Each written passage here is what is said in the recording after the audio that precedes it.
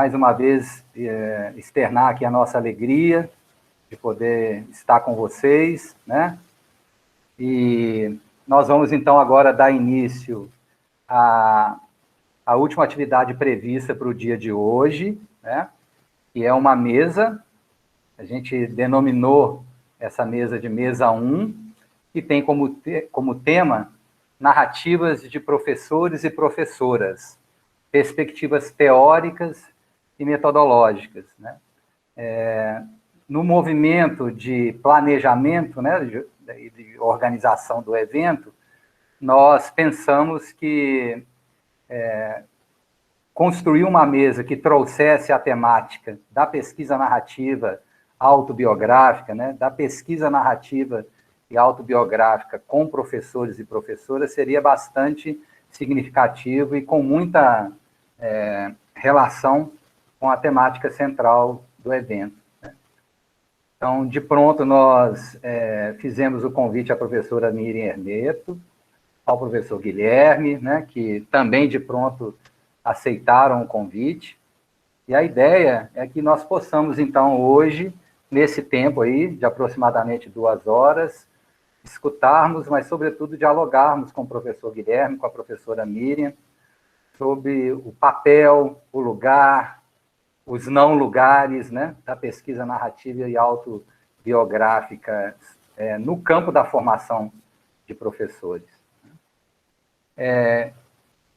A dinâmica proposta, que já foi combinada, né, com a professora Miriam e com o professor Guilherme, é que cada um vai ter aí aproximadamente entre 30 e 40 minutos para fazer a sua apresentação, e depois a gente abre para o diálogo, para as considerações, que podem ser feitas de 2 maneiras, né? Acho que a gente pode utilizar a mesma dinâmica que foi proposta pelo professor Cláudio na conferência de abertura, né? As pessoas podem se manifestar por meio do chat e também levantando a mãozinha aqui e se inscrevendo para uma intervenção por meio do áudio, tá bom?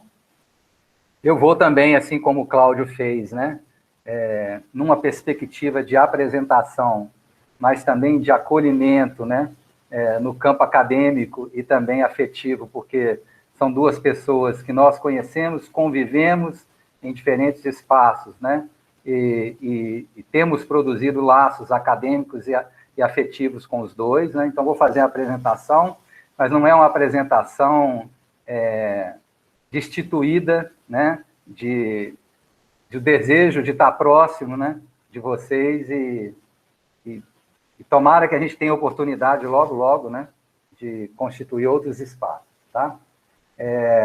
A professora Miriam Hermeto de Sá Mota tem a sua licenciatura e bacharelado em História, o mestrado em Educação e o doutorado em História, e realizou toda a sua formação superior na Universidade Federal de Minas Gerais.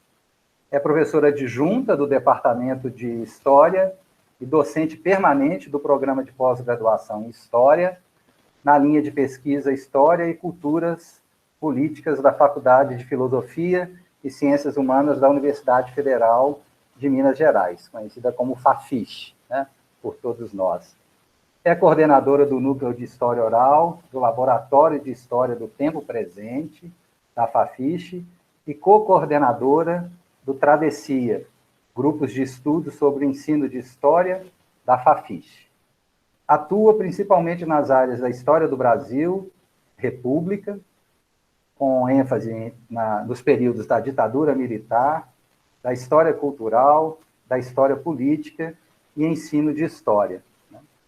E eu queria complementar, né, Miriam, que a minha convivência institucional com a Miriam na UFMG tem se dado a partir de um espaço para nós muito importante, né, que é a perspectiva da formação inicial de professores com os programas, né, PIBID e Residência Pedagógica. Né? Então, a Miriam participa hoje do programa Residência Pedagógica, com um projeto interdisciplinar e vinculado à história também à área da geografia, né? E hoje eu tenho o prazer e a responsabilidade de coordenar o programa de residência pedagógica da da UFMG, e a gente tem tentado aí, né, desenvolver trabalhos significativos nesse contexto tão complexo, né? Nós combinamos que a Miriam vai fazer a sua primeira intervenção, então eu convido a Miriam a iniciar, depois, na sequência, eu faço a apresentação do professor Guilherme, né, e a gente conta com a colaboração dele. Então é isso, muito obrigado, viu, Miriam? Obrigada a vocês, é um prazer enorme, de verdade, assim, para além do protocolo, estar aqui com vocês. Eu vou pedir licença para fazer uma leitura. Eu acho que, assim, ando muito cansada atualmente das telas e tem me dado melhor, coisa que eu não fazia antes, nos eventos com textos. E também porque essa apresentação que eu vou fazer aqui é baseada num texto, como eu vou explicar adiante, né? Então, vou pedir licença e como eu vou estar aqui com a tela aberta, Admir, qualquer coisa você me chama no microfone, pode ser? Sim. Bom, eu começo, de fato, agradecendo aos colegas do CEMEF, UFMG, especialmente aos professores Meili Asbulinhales e Admir Soares, que, como o Admir bem disse, com quem eu tenho convivido, né, nesses últimos tempos, por diferentes razões, que me fizeram o convite e me orientaram com relação a essa apresentação no 9º seminário do PROEF e 11º seminário do CEMEF. É um prazer grande mesmo estar aqui com vocês e estreitar o diálogo entre os nossos centros de pesquisa, né, que são centros de pesquisa afins na nossa universidade, e também com relação às nossas experiências no programa Residência Pedagógica de Formação Docente. Bom, eu venho discutir aqui a temática narrativa de professores, perspectivas teóricas e metodológicas, agradeço também a oportunidade de dialogar com o professor Guilherme aqui, e eu faço desde o lugar de formadora de professores, eu sou professora de prática de ensino de história há quase 2 décadas, e também de historiadora que opera com a metodologia da história oral. Imagino que o convite tenha vindo muito daí, né, é por aí que Meili e eu temos nos aproximado pela história oral, então, para pensar a narrativa, ou as narrativas docentes pela via da história oral. A reflexão que eu vou trazer aqui hoje articula esses 2 campos de atuação e interesse e foi construída em coautoria com o Renan Rubim Caldas, que é mestre em História pela Universidade Federal Fluminense e professor de História na Educação Básica no Rio de Janeiro.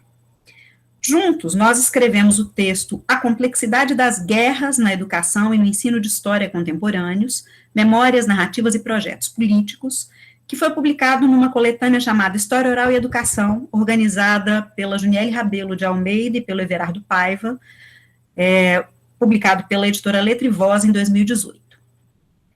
O Renan tinha acabado de defender a dissertação dele naquele momento.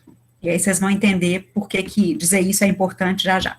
Fizemos, Renan e eu, uma releitura das fontes orais que ele produziu para a sua dissertação de mestrado, que é intitulada Narrativas em Movimento, do Escola Sem Partido à Educação Democrática, História Pública e Trajetórias Docentes. Eu recomendo, inclusive, que vocês procurem e conheçam a dissertação dele. O texto, esse que eu vou apresentar parte dele aqui, foi escrito no contexto das eleições de 2018, aquele que era tão radical e que hoje já nos parece um conto de carochinha, né? E se apresenta como uma reflexão sobre o recrudescimento da polarização política no Brasil ao longo das últimas décadas, que tem encontrado na educação um palco importante. Nós nos propusemos a refletir sobre a complexidade das guerras contemporâneas, guerras de memórias, narrativas e projetos políticos relativas à educação e ao ensino de história no Brasil. E aí nós dividimos esse texto em 2 momentos, eu vou me deter um pouco mais no segundo momento. O primeiro, vou passar rapidamente pelo primeiro, que é uma análise da construção dessas guerras em termos políticos e sociais mais amplos, especialmente com enfoque no Escola Sem Partido e no Professores contra o Escola Sem Partido, e uma segunda parte, que é um exame metodológico da produção de uma narrativa pública de um professor de história, construída no âmbito de um projeto de história oral. Bom, eu proponho me deter nessa segunda parte, pensando nessa análise metodológica da narrativa, não na produção da narrativa, mas numa análise dela, como vocês verão adiante. Vou fazer umas breves considerações sobre as guerras da educação no Brasil contemporâneo, tal como a gente analisou, para que haja sentido, né, para que tenha sentido a análise da narrativa. As esquerdas brasileiras, tendo à frente o Partido dos Trabalhadores, venceram 4 eleições presidenciais consecutivas entre 2002 e 2014, passando da oposição histórica à posição. As relações de poder, portanto, foram se reestruturando, tanto à esquerda quanto à direita, ao longo dos últimos anos. E a educação foi um palco bastante importante dessa polarização, que engendrou guerras de memórias e de narrativas sobre o passado nacional, traduzidas, em última instância, em guerras de projetos políticos para a nação. Guerras de memórias, no sentido atribuído por Matheus Pereira, num texto de 2015, no sentido de que substituem a oposição e ou articulação entre história e memória pela metáfora de uma guerra, cuja compreensão pressupõe a análise de como a mídia pode publicizar o debate e criar historicidade, bem como das interrogações do presente sobre violências de um determinado passado presente. É um conflito que não se define pelo mero maniqueísmo, isso versus aquilo, e não é composto só de 2 partes, mas por memórias divididas e diversas. Por isso mesmo é um conflito bélico, no plural. São guerras, não é uma guerra só. São também guerras de narrativas, tal como analisa o Christian Laville, num texto que já é clássico no ensino de história, que foi publicado em 99, compostas por disputas entre diferentes formas de narrar a história da nação, que se autoconsideram verdadeiras, únicas e gloriosas, travestidas, no entanto, de um discurso plural e democrático acerca das construções da historiografia e do ensino de história. Disputas que tomam a cena do debate público sobre os currículos de história para a educação básica, a gente viu isso acontecer muito recentemente com a BNCC de História, em diferentes tempos e espaços, e que tem como cerne a própria definição de história ensinada e o tipo de sujeito social e ou cidadão a ser formado na sociedade.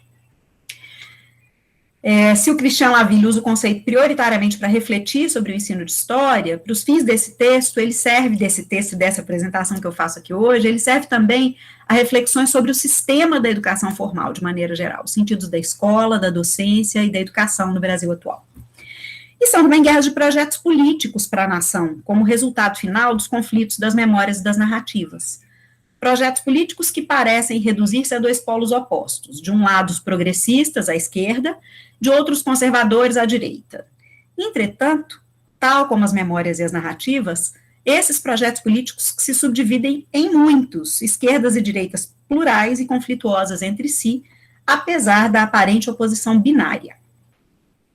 Bom, vamos rapidamente aqui pensar nessas configurações aparentemente binárias que não o são, no campo da educação. Né? No repertório progressista, a gente pode pensar, ao longo dessas 2 últimas décadas, nos discursos de inclusão, na diminuição da desigualdade social e no respeito à diversidade cultural, historicamente projetos de oposição, que foram se tornando de posição, e que foram se institucionalizando como políticas de governo no âmbito federal, nas gestões do Partido dos Trabalhadores. Um conjunto de políticas de democratização da educação que, embora soasse um uníssono progressista, estava bem longe de sê-lo. Ora, mais liberais, como nos programas de insumo a universidades privadas, ora mais ao centro, como nos programas de ampliação das redes de instituições federais de ensino, ora ainda bem à esquerda, como nas ações afirmativas de reparação de desigualdades sociais e identitárias. Em contrapartida a esse conjunto de políticas públicas, no espectro conservador de nova oposição, à direita, foram crescentes as formas de intervenção pública de jornalistas, formadores de opinião e intelectuais. Rodrigo Pato Samota, num texto de 2018, reapropriando-se de uma tradição anticomunista forte no Brasil desde a década de 1930, quer dizer, indicou que esse movimento foi se reapropriando, né, de uma tradição anticomunista forte no Brasil desde a década de 30, e aquilo que foi chamado de a nova onda direitista, que passou a criticar os projetos e as políticas do PT e do seu principal líder, o Lula, nomeando-os como comunopetistas, e associando qualquer proposta de mudança social ao terror do vermelho, o que reeditou uma espécie de indústria do anticomunismo. Polarização que a socióloga Lidiane Rodrigues analisa a partir da reconfiguração de um trabalho de dominação política e simbólica por aquilo que ela chama de jornalistas professores e professores jornalistas, figuras híbridas que, embora identificadas como igualmente conservadoras pelas esquerdas, constroem e alimentam uma série de divergências e disputas internas. Ela, inclusive, analisa essa rede de divergências.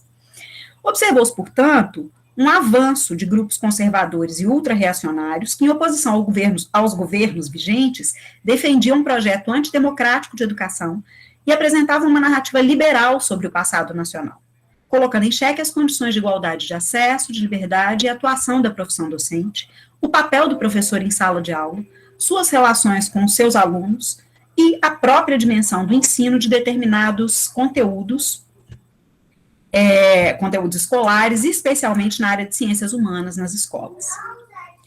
No que se refere aos projetos para a educação formal, teve destaque no conjunto das ações conservadoras o Escola Sem Partido, que ganhou mais espaço no debate público a partir de 2014, após surgirem os primeiros projetos de lei, Programa Escola Sem Partido, no Estado e no município de Rio de Janeiro, e que tem como base os anteprojetos de lei elaborados pelo grupo homônimo, que surgiu em 2004, quer dizer, o grupo é bem anterior. Em 2004, ele foi criado pelo advogado e procurador do Estado de São Paulo, Miguel Najib, que no seu site oficial da internet apresenta-se como, abre aspas, uma iniciativa conjunta de estudantes e pais preocupados com o grau de contaminação político-ideológica das escolas brasileiras em todos os níveis, do ensino básico ao superior. Fecha aspas. Segundo o ESP, o Escola Sem Partido ESP, essa contaminação político-ideológica estaria sendo reproduzida por alguns professores nas salas de aula, vistos como doutrinadores ideológicos. Na visão e nos argumentos do ESP, professores são considerados doutrinadores quando tratam de questões relacionadas ao noticiário político da realidade atual dentro de sala de aula, quando expressam posicionamentos ideológicos e políticos relacionados às pautas de esquerda, como a desigualdade social e a diversidade cultural, e quando trabalham pedagogicamente questões socialmente vivas, como a homofobia, a transfobia, o machismo, a violência contra a mulher em diálogo com seus alunos, temas que eles consideram relativos ao que chamam de ideologia de gênero. Esses professores doutrinadores, considerados, então, de sua maioria marxista e esquerdista, são vistos como professores que fazem a cabeça, entre aspas, dos alunos e os manipulam, também, entre aspas. Dessa forma, desrespeitando a sua liberdade de pensamento e de crença.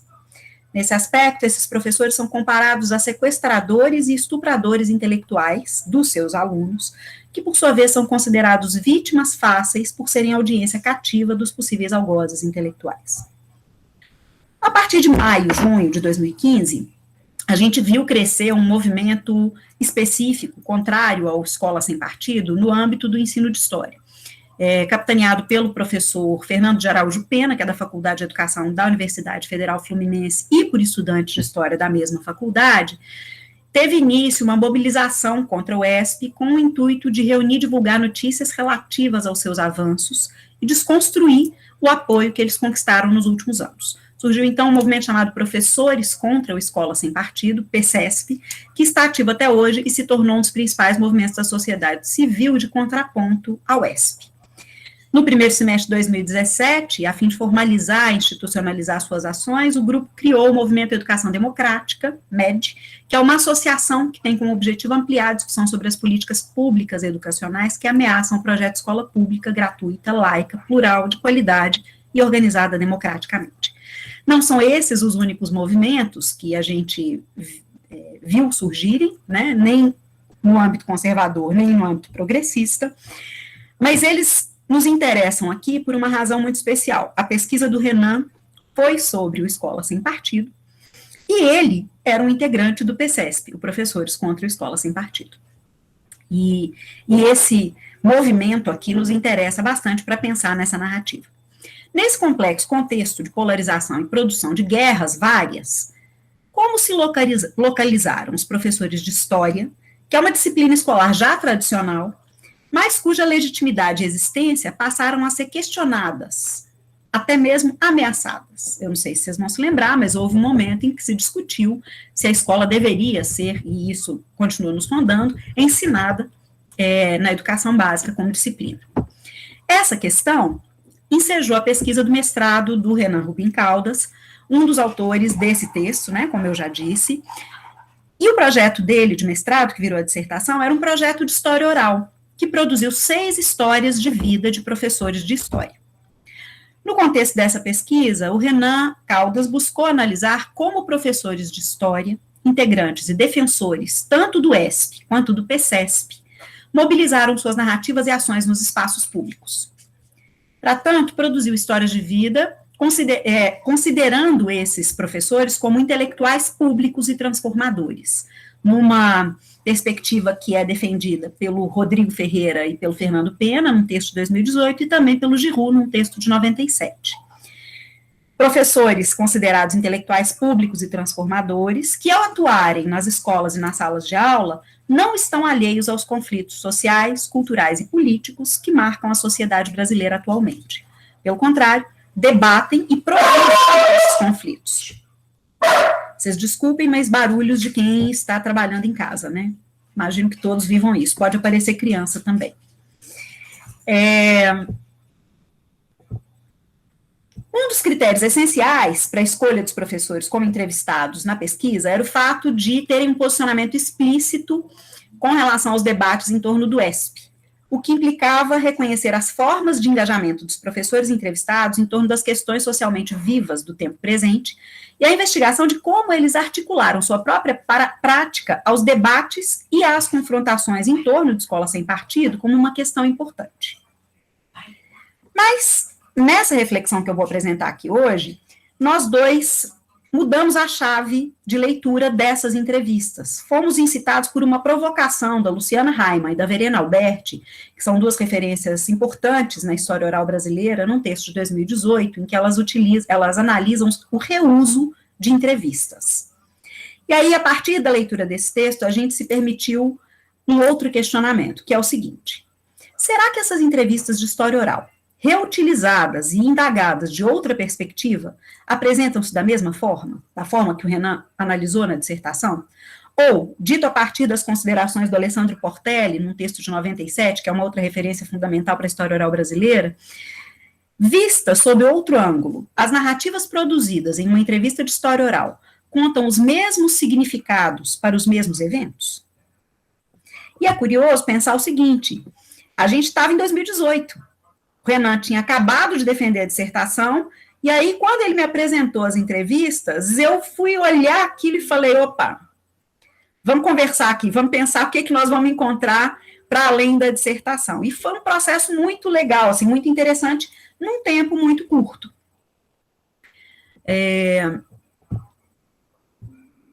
Na dissertação, por exemplo, o Renan considerou que as narrativas dos entrevistados eram públicas na medida em que construíam sua identidade como professores a partir da narração das suas formas de atuação em espaços públicos, como a escola, a sala de aula e os movimentos sociais.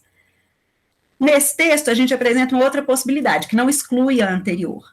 Em que medida a própria entrevista constituiu-se num espaço público, que engendrou formas de agência específicas e, portanto, construiu características singulares na narrativa produzida.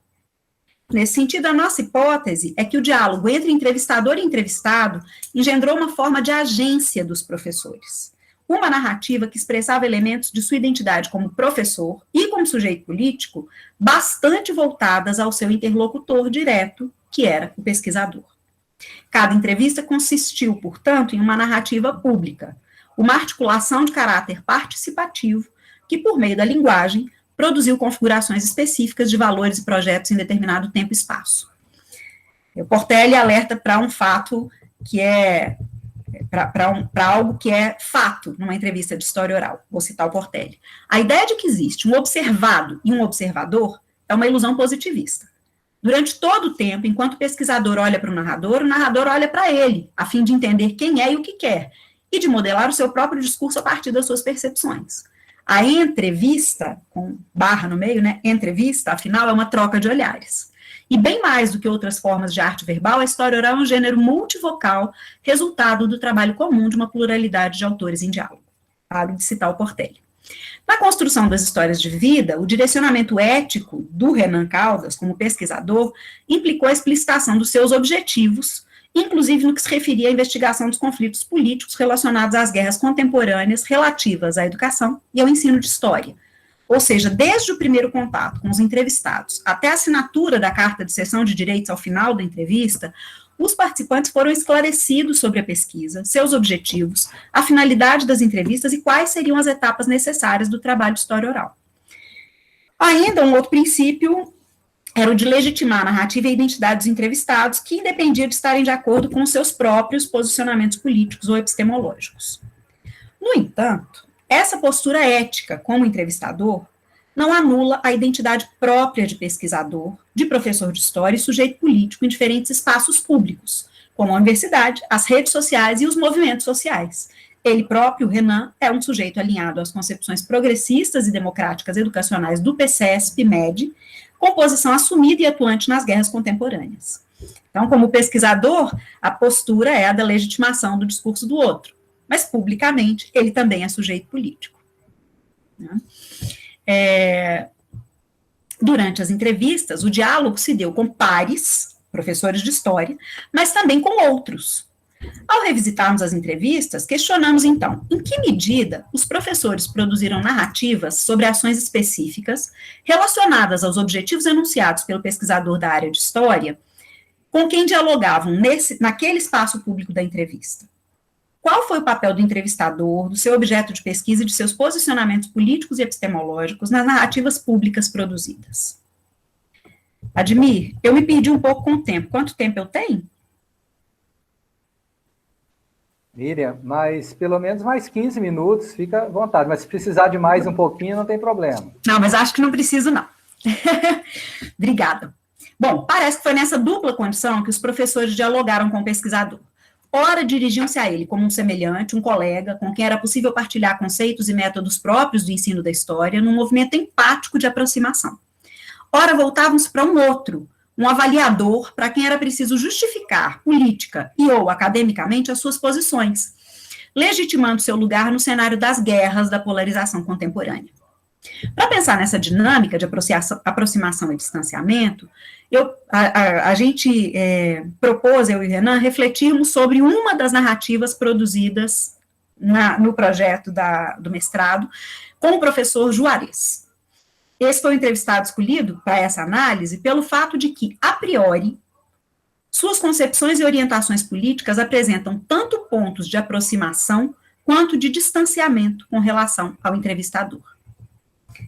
De cara, isso foi apresentado para ele, para o Renan, né, quando ele fez contato com o Juarez. Quem é o Juarez? Graduado em História pela UERJ, Universidade Estadual do Rio de Janeiro, em 2013. Desde 2014, ele leciona somente em colégios particulares e acredita nos princípios liberais do indivíduo e da iniciativa privada. Não é filiado a nenhum partido político e não tem especial admiração por nenhuma figura política contemporânea, mas nutre simpatias pelo Partido Novo. Declara um posicionamento político e ideológico contrário ao ESP, mas considera que existem professores de esquerda na escola que acabam por monopolizar as ideias e não mostram as diferentes interpretações e visões da história. Durante o processo de construção da narrativa pública, o diálogo de entrevistador e entrevistado foi marcado por uma dinâmica de aproximações e tentativas de identificação, mas também de distanciamentos e diferenciações. Vamos ver, por exemplo, uma passagem na qual Juarez foi questionado sobre a possibilidade de o ensino de história ter uma preocupação em aproximar o estudante da realidade presente. Ele respondeu a essa indagação, de caráter teórico e metodológico, da seguinte forma: os destaques que eu vou fazer na leitura são nossos, meus e do Renan. Juarez disse: nós refletimos muito sobre isso na faculdade. Pelo fato da gente ter estudado na faculdade de formação do professor, eu percebo que a gente teve um bom preparo em relação a isso, metodológico. Mas eu percebo cada vez mais que a nossa didática, como a gente já vinha conversando, eu já citei isso, a nossa didática ela tem que ser muito relacionada. O universo da história, do passado, mas também a realidade do aluno. Tem um vídeo que é muito marcante, que sempre que eu posso eu uso, é aquele vídeo do seriado Cidade dos Homens, que tem o personagem Acerola, que é protagonizado pelo Douglas Silva, em que ele ensina a história das invasões napoleônicas na Europa. Ele usa o linguajar, ele é um menino que mora na favela do Rio de Janeiro, ele usa o linguajar local para explicar o que estava acontecendo na Europa. Logicamente, aquilo é uma coisa que funcionou muito, mas para aquela realidade. Não que eu vá ensinar com o mesmo vocabulário que o Acerola, por exemplo, que o Acerola, por exemplo, usou ali. Mas se eu puder usar o máximo de vocabulário de entendimento da localidade onde meus alunos vivem, eu vou fazer isso para ensinar história. Nós, professores, a gente tem que perceber o seguinte: uma coisa é como a gente aprende, outra coisa é como os nossos alunos aprendem. E por isso, hoje, eu tento reduzir ao máximo o número de lugares que eu trabalho, para que eu possa ter controle. Não controle, mas conhecimento sobre a realidade daqueles meus alunos, para que eu possa ensiná-los da melhor forma possível. Eu acho que a gente precisa pensar a história a partir da realidade do público que a gente está dando aula. Se a gente já sabe minimamente aquele assunto, a gente não tem que dar aula para a gente tem que dar aula para aqueles alunos, da forma que eles vão aprender melhor. Aí o Renan perguntou, você acha, então, que é importante fazer essa relação com o presente do aluno? E o Juarez respondeu, acho, sem dúvida. Com o presente, com as coisas que eles estão acostumados a fazer, porque eles vão entender melhor a história.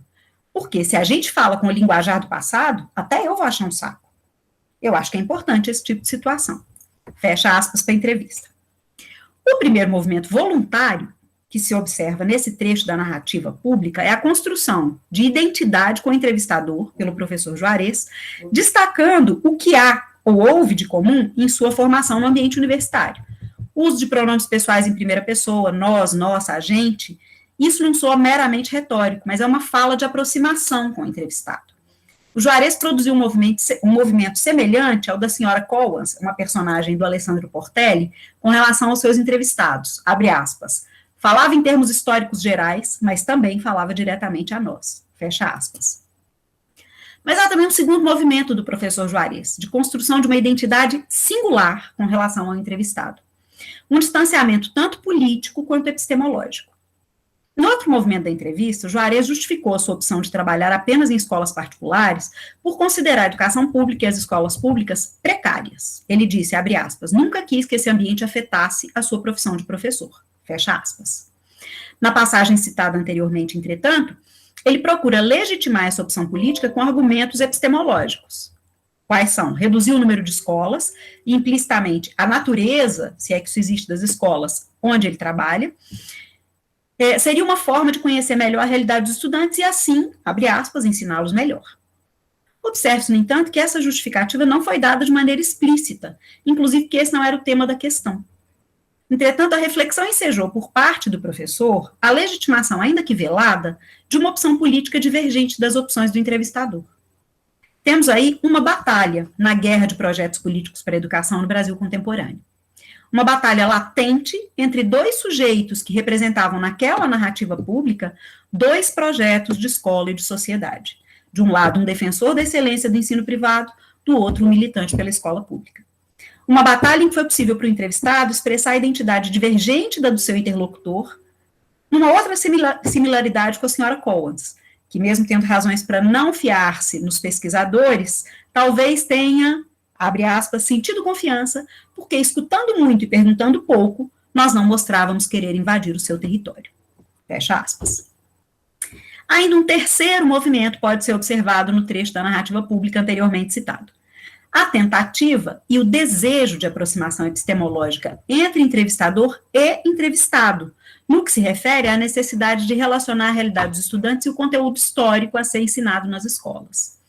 Juarez afirma, eu acho que a gente precisa pensar a história a partir da realidade do público que a gente está dando aula. Na sequência, Caldas busca a confirmação da posição. Você acha, então, que é importante fazer essa relação com o presente do aluno? E obtém como resposta uma afirmação contundente, acho, sem dúvida. A princípio, parece que há uma concordância entre os dois sujeitos, em diálogo, com relação a esse ponto. Essa convergência, contudo, é apenas aparente, o que também expressa a guerra de projetos políticos, porque ali estão em diálogo diferentes concepções de conhecimento histórico e de relação entre passado e presente. Em função da arquitetura do projeto de história oral, o entrevistador tem como horizonte a seguinte questão: como o professor Juarez lida com as questões socialmente vivas na sala de aula? Essa era uma pergunta que o Renan se fazia o tempo todo e fazia aos seus entrevistados, né? Então, para ele, o tempo presente tinha a ver com como é que o seu interlocutor lida com as questões socialmente vivas. É a isso que se refere, em última instância, a sua pergunta sobre a possibilidade de o professor relacionar o conteúdo histórico à realidade dos estudantes. Sua questão expressa as guerras de memória travadas nas interrogações do presente sobre as violências de um passado presente, nos moldes definidos por Matheus Pereira e anteriormente apresentados aqui. A sua concepção epistemológica, portanto, a do Renan, pressupõe que o conhecimento será construído nas relações entre as diferentes temporalidades. O professor Juarez, por sua vez, trata a realidade pela maneira como os estudantes podem acessar um conhecimento histórico concebido a priori. A linguagem, nessa perspectiva, não é um processo de construção do conhecimento, mas é um meio de tomar contato e compreender algo dado, o que ele chama de linguajar. Tanto a leitura que o professor faz da cena do seriado, que utiliza como exemplo didático, quanto a sua proposição para fazê-lo em sala de aula, baseiam-se na ideia de que o uso do vocabulário dos estudantes permitirá compreender a história. Não há uma operação temporal entre passado e futuro, passado, presente e futuro, para a produção de conhecimento histórico. Ao analisar a cena do seriado, por exemplo, o professor refere-se ao Brasil e à Europa, não distinguindo as diferentes temporalidades implicadas na narrativa construída pela personagem Acerol, que explica o bloqueio continental do século XIX para os colegas a partir da realidade do tráfico dos morros cariocas no século XXI. Nada disso está considerado na fala dele. Para Juarez, o linguajar do presente permitirá aos estudantes acessar de forma mais palatável um passado dado e distante deles. Em outras palavras, é a forma da narrativa do professor que pode aproximar os estudantes do passado e minimizar uma distância natural entre passado e presente, e não a articulação propriamente dita de elementos sociais, políticos e ou culturais que caracterizam diferentes historicidades. Ele diz, se a gente falar com a linguagem do passado, até eu vou achar um saco. Nessa concepção, o conteúdo do ensino de história e as problemáticas que ele suscita não estão em questão. Nesse caso, a relação passado-presente não pressupõe seleção ou diálogos com questões socialmente vivas. Tem uma outra passagem aqui, mas eu vou concluir, uma outra passagem da entrevista, mas eu vou concluir com um argumento aqui, né? Ele explicita em que sentido... não vou poder... Dá tempo? 3 minutinhos? Claro que dá, Miriam. Porque agora ele chega no Escola Sem Partido, senão claro. vai faltar. Numa outra passagem da entrevista, quando questionado sobre o papel do professor em sala de aula, ele afirma, eu acho que nós, professores, a gente tem que ser um apresentador de argumentos. O professor hoje, ele não é, eu vou usar essa expressão, aquela ilha de conhecimento, onde ele está ali soberano, é só ele que sabe. Acho que muitos professores ainda não se deram conta de que o que ele fala em sala de aula vai repercutir na casa do aluno. Pode ser que o pai do aluno, por exemplo, a mãe, tenha uma opinião diferente do professor. Pode ser uma opinião equivocada, mas isso vai chegar à casa dos alunos. Então, os professores, nós, professores, temos que estar prontos para isso. O professor tem que se comportar no seguinte, ele não esticar esse debate, no sentido de beirar, levar algo para o pessoal.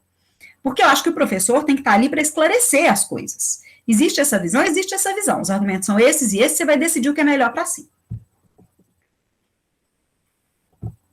O fato de Juarez indicar que o professor deve ser um apresentador de conteúdos reitera a concepção apresentada no diálogo anterior. Há um conhecimento histórico escolar dado que o professor precisa apenas transmitir aos alunos. No entanto, precisa estar preparado para lidar com a presença e a circulação em sala de aula de diferentes opiniões sobre os fatos, ainda que sejam opiniões equivocadas, e com clareza de que o são. Ao fazer esse movimento, o professor Juarez explicita em que sentido se aproxima e se distancia das proposições do Escola Sem Partido. Por um lado, assim como os defensores do movimento, ele concebe o papel do professor como de transmissor de conteúdos objetivos. Por outro lado, diferentemente deles, não acredita que seja necessário impedir a expressão de outras narrativas sobre a história. Mas, para ele, elas são apenas versões. Em sua concepção, não promover o debate e insistir na narrativa correta parece ser a forma de garantir a boa aprendizagem histórica dos estudantes. Ao propor que o professor de história seja um apresentador de argumentos e conteúdos que não permita esticar o debate, mas permita a circulação de opiniões sobre fatos históricos, Juarez explicita como se dão as guerras de narrativas contemporâneas nos moldes definidos por Laville. Ou seja, disputas entre diferentes formas de narrar a história da nação que se autoconsideram verdadeiras, mas se travestem de um discurso plural e democrático. Nesse sentido, a proposta de revisitar o diálogo entre o professor Juarez e o Renan Caldas, num projeto de história oral, permitiu perceber novos significados dessa narrativa pública. Como considera o Alessandro Portelli, em um dos seus textos mais clássicos, a primeira coisa que faz a história oral diferente é aquela que conta menos sobre eventos do que sobre significados. Aqui nós analisamos como essa narrativa pública se constituiu a partir de movimentos de aproximação e distanciamento entre diferentes sujeitos políticos, sociais e epistemológicos, entrevistado e entrevistador, e como essa dinâmica enseja a compreensão da complexidade da construção de guerras de memória, de narrativas e de projetos políticos relativos à educação e ao ensino de história no Brasil atual. Embora seja uma análise bastante pontual de uma entrevista, de pequenos trechos dessa entrevista, esses projetos se anunciam aí muito mais do que ingenuamente, né, muito menos ingenuamente do que a gente, num primeiro momento, pode supor. Bom, é isso. Agradeço a vocês a paciência de escuta e espero que a gente dialogue em seguida.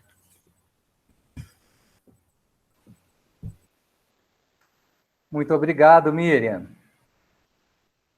Tenho certeza que todos nós aqui já estamos instigados, né, com esse desafio, né, que você nos apresenta no início da sua fala, né, essa perspectiva de revisitar as narrativas, né, e tentar encontrar ali outros significados possíveis, né.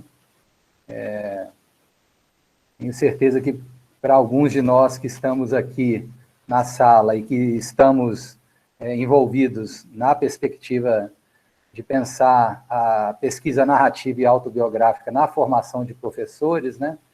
Você traz elementos fundamentais para a gente, de natureza epistemológica e também de natureza metodológica, né? Então, acho que tem aí elementos importantes para a gente discutir depois, né, da apresentação do professor Guilherme. Vou passar, então, aqui para uma apresentação breve do professor Guilherme. Tá bom, Guilherme? Peço licença para fazer uma síntese. Então, o professor Guilherme é graduado em Pedagogia, mestre em Metodologia de Ensino e doutor em Linguística Aplicada, Ensino e Aprendizagem da Língua Materna, todos obtidos na Universidade Estadual de Campinas. É livre docente dessa universidade, vice-coordenador do GEPEC, do querido GEPEC, né? Grupo de Estudos e Pesquisas em Educação Continuada. O professor Guilherme tem experiência na área de educação, com ênfase na prática de ensino e no estágio supervisionado, nos anos iniciais do ensino fundamental, tem participado e colaborado, né, num conjunto de ações e projetos educativos centrados na escola, né, nos sujeitos da escola, e tem uma atuação na graduação, na formação de professores, na pós-graduação, no programa acadêmico e também no programa profissional, né, da Unicamp, e tem se envolvido aí com as pesquisas no campo da epistemologia da prática docente, da compreensão dos professores pesquisadores, da escrita docente, da investigação educacional e da pesquisa narrativa. Então, Guilherme, mais uma vez, muito obrigado, né, pelo aceite. Eu sei que é difícil, às vezes, né, a gente faz o convite e fica até constrangido com o convite, né, tantos convites que a gente faz, né, mas é sempre um prazer poder estar em interlocução com você, com o grupo, né, com o GEPEC, e quando você está conosco, o grupo está junto, né, e fique à vontade, tá bom? É joia, querido. Bom, primeiro eu queria agradecer a participação no evento aqui, em nome do professor Admir e da professora Miriam, agradecer a todas e todos, né, é sempre um prazer estar na UFMG, uma casa desejada, né? Quem me conhece sabe, né, que quando eu terminei o mestrado, eu prestei 2 vezes concurso para estar na UFMG. Queria muito estar perto desse povo mineiro, tudo de bom, né? Mas tudo bem, a gente vai se aproximando como pode, e aí é uma alegria estar aqui com você, viu, Admir? E todas e todos, não só da faculdade, como é que é? Fisioterapia e educação física. Escola de Educação Física, Fisioterapia e Terapia Ocupacional. Tudo nome junto aí, né? que o Admir e o Cláudio e outros estão, né? E também das colegas da Faculdade de Educação da UFMG. Sempre muito bom estar perto de vocês. Eu vou falar do lugar de pedagogo, né? Como professor da escola básica e também pesquisador no campo da educação, mas fundamentalmente também durante mais de 25 anos, professor da Faculdade de Educação na área de prática de ensino, estágio supervisionado dos anos iniciais do ensino fundamental e também com experiência nos estágios no âmbito das licenciaturas da Unicamp. E desse lugar eu queria contar um pouco da história, né, rapidamente, para apresentar aqui. Eu vou compartilhar a tela para mostrar um pouquinho, né, para os colegas do seminário, do PROEF, do CEMEF, né, essa perspectiva que eu vou apresentar, né, uma constituição de uma perspectiva narrativa na formação e na pesquisa em educação, né, dentro do contexto desse grupo, né, o GPEC, e também num grupo mais voltado às discussões da relação entre Bakhtin e educação no âmbito da Faculdade de Educação, que é o Nós Outrês. É um círculo narrativo de estudos e pesquisas em educação. Então, antes de mais nada, eu preciso... Tá me vendo, Admir? Estão vendo a apresentação? Sim, estamos vendo. Legal. Eu vou ampliar aqui para ficar melhor. Pode ver se está... Se você quiser colocar no modo de apresentação, você consegue aí? Aí, ficou ótimo. Beleza, legal. Ótimo. Aí, qualquer coisa, se interromper alguma coisa, você me dá um toque, porque a gente não vê, né? Combinado. Então, eu acho que essa citação do Bakhtin é quase entranhada em mim, né? Eu tomo consciência de mim e me torno eu mesmo unicamente, me revelando para o outro, através do outro e com o auxílio do outro. Os atos mais importantes que constituem a autoconsciência são determinados pela relação com outra consciência, com o tu. Está no livro Estética da Criação Verbal, né, principalmente nas discussões sobre o texto, o problema do texto nas ciências humanas e sociais. Então, acho que essa é uma entrada importante para entender algo que eu vou falar bem rapidinho, né, porque o mais importante é mostrar para vocês um grande narrador brasileiro da educação que é muito importante e que dialoga profundamente com as questões que a professora colocou. Então, no princípio, né, era uma vez uma professora, Corinta Geraldi, e um grupo de estudantes, lá nos meados de 1980 e começo de 1990, na Faculdade de Educação da Unicamp, e em que nós estávamos trabalhando numa perspectiva de formação de professores, em que a produção de conhecimentos estava associado ao conceito de currículo em ação, e esse conceito agenciavam tanto as práticas, teorias e práticas de formação inicial, quanto de formação continuada. E um dos estudantes, Guilherme Prado, né, buscava ser professor, né, busca de ser professor, minha dissertação de mestrado de 92, e encontrou no diálogo entre o que ela apresentava, né, a perspectiva dos estudos nos 12 com os cotidianos, e a perspectiva narrativa, nas conversas que eu estava desenvolvendo com Benjamin Bakhtin, um outro modo de narrar-se professor em formação. Eu acho que essa perspectiva de narrar-se professor, no meu caso, mas fundamentalmente a grande maioria, narrar-se professora em formação é algo muito marcante na perspectiva e na trajetória do nosso grupo.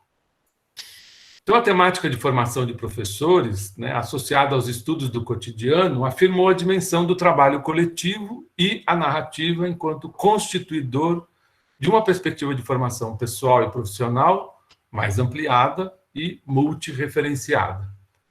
Então, no caso do nosso grupo de pesquisa, o GPEC, né, que teve fortemente marcado por uma publicação importante, que foi Cartografias do Trabalho Docente, mas também de outras publicações, como Investigação e Ensino, da professora Maria Inês Petrucci, do Porquê Escrever é Fazer História, que é uma publicação minha e da Rosaura Soligo, ou Percursos de Autoria, que é uma publicação minha com a professora Renata, ou mesmo no livro Escola Viva, organizado pela professora Corinta Geraldi, após 4 anos à frente da Secretaria Municipal de Educação de Campinas, ou no livro Professor Formador, organizado com a professora Ana Aragão, e mesmo um último livro chamado Metodologia Narrativa de Pesquisa em Educação, organizado por mim, pela Liana Seródio, Heloísa Proença, a Nara Caetano, e outras publicações que foram adensando e dando sustentação a essa perspectiva de trabalho, né,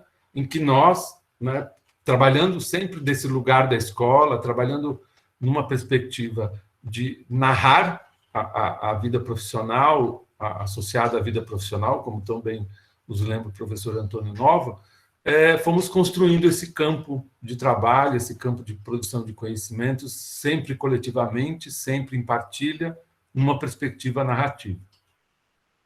E o tempo e o espaço passaram, né, desde 92, desde da fundação do próprio GPEC, em 96, e esses espaços instituíram-se, né, no diálogo com a professora Ana Aragão, atualmente trazendo algumas ideias do campo da psicologia, associada fundamentalmente ao Vygotsky, a professora Inês Bragança, trazendo ideias outras do campo da pesquisa-formação autobiográfica, uma forte referência do Ricoeur, na radicalidade dialógica e crítica da Liana Seródio e da Vanessa Simas, com a perspectiva bakhtiniana, e também com a radicalidade histórica e sensível da Adriana Koyama, com a perspectiva benjaminiana, signatária, né, de uma grande colaboradora que nós tivemos do grupo, mas que infelizmente faleceu, que é a professora Maria Carolina Bovério Galzerani. Então, o grupo consolidou-se, né, e instituiu-se em duas frentes cotidianas de trabalho, né, que é o seminário de pesquisa e o grupo de terça, ou GPEC de terça.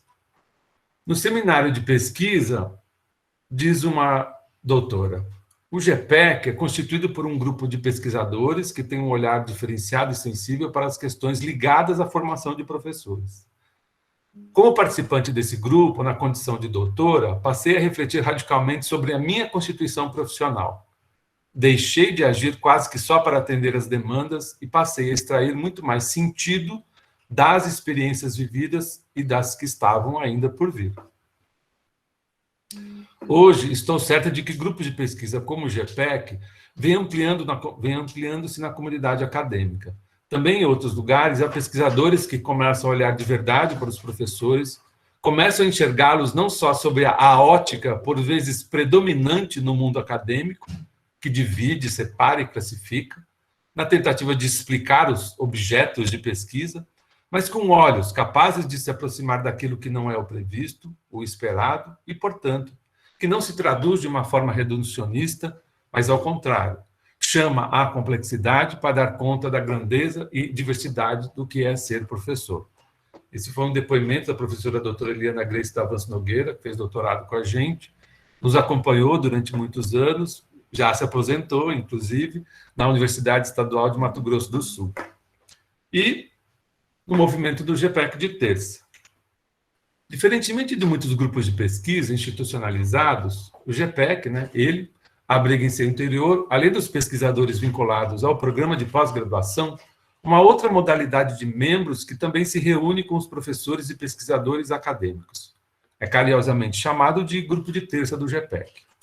A sua característica principal é a abertura democrática à participação de qualquer educador ou educadora que sinta o desejo de dele se tornar membro e responsabilizar-se pela produção e gestão do próprio grupo.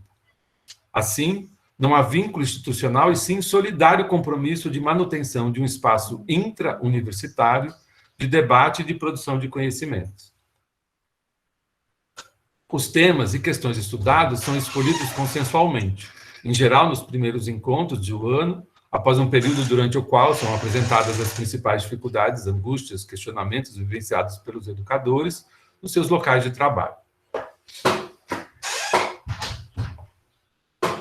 As experiências exitosas também são compartilhadas. Às vezes, algum pesquisador que discute o tema em foco é convidado para participar dos debates ou mesmo dar um curso de curta duração. A cada final de período de debate sobre um determinado tema, os participantes se mobilizam para elaborar coletivamente um trabalho acadêmico, socializando os conhecimentos produzidos e, ao mesmo tempo, abrindo-se para a ampliação do debate através de participação em congressos, eventos científicos na área da educação. Esse foi o depoimento da professora alfabetizadora de jovens e adultos, hoje professora doutora, historiadora, Ana Maria Campos, num momento de trabalho junto ao grupo de terça. Trata-se, então, de práticas de formação marcadas pela diversidade, pela multiplicidade de olhares, de sujeitos que exercem diferentes papéis na educação, de modo a potencializar as aprendizagens dos estudantes que vivenciem os percursos escolares. E aí isso acontece tanto na perspectiva do trabalho na escola básica, no ensino médio ou mesmo na universidade. E a perspectiva narrativa, como está marcada no GPEC?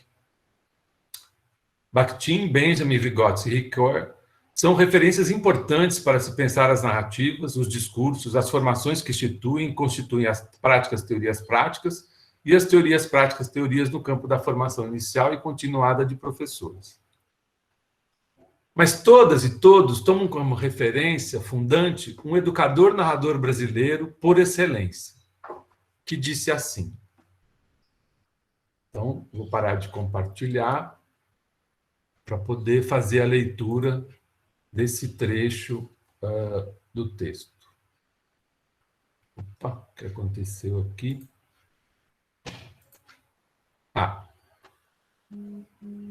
Está no Pedagogia da Esperança, uma releitura do Pedagogia do Oprimido, publicado em 1992, pela sua primeira edição. Eis um trecho que eu permito longo, mas muito interessante. Este foi um aprendizado longo, que implicou uma caminhada, nem toda fácil, quase sempre sofrida, até que eu me convencesse de que, ainda quando minha tese, minha proposta fossem certas e em torno delas eu não tivesse dúvida, era imperioso, primeiro, saber se elas coincidiam com a leitura de mundo dos grupos ou da classe social a quem falava.